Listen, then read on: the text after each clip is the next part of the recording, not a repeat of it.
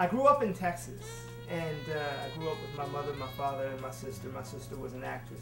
She appeared in a lot of television shows, and she was on Disney's Saturday morning program and later on Dark Angel. And so I came kind of from an artistic, eclectic background, so to speak. My mother always encouraged us to participate in the arts and read a lot and to do foreign languages.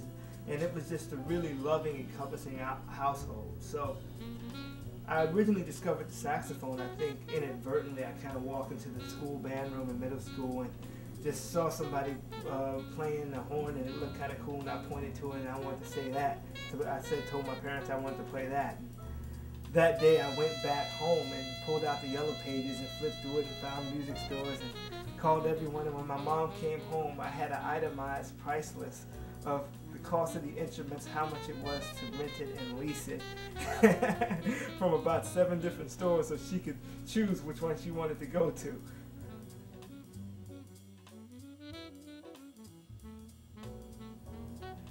I went to high school in Fort Worth, Texas, and I later transferred to the University of New Orleans, where I studied under Ellis Marsalis. Ellis was a tremendous teacher, and down there they had a lot of really good musicians and players. At the time, Nicholas Payton was there, Brian Blade, Chris Thomas was in and out, Peter Martin, Greg Tardy, Mark Turner, Neil Kane, Jeff Clapp, that's where we originally met, Antoine Dry. There were a number of key young jazz musicians that were there just to learn the music and to learn really about how to play. So there we learned a lot of material. We learned not only about jazz music in and of itself, but the act of being a jazz musician and what it takes and means to give back to society and to the music.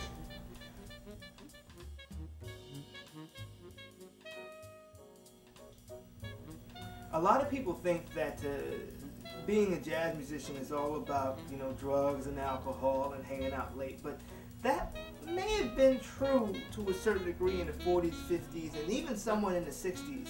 But in today's age and time, being a jazz musician is so much more. There's such a camaraderie and a love, not only among the musicians itself, but among the community as a whole.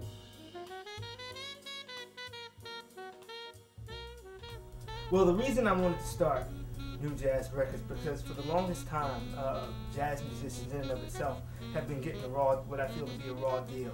If you look back over the history of the music over time, whether it was Duke Ellington, Miles Davis, John Coltrane, the musicians were never properly appreciated and never properly compensated for the records that they did, and I felt that there was a better way to do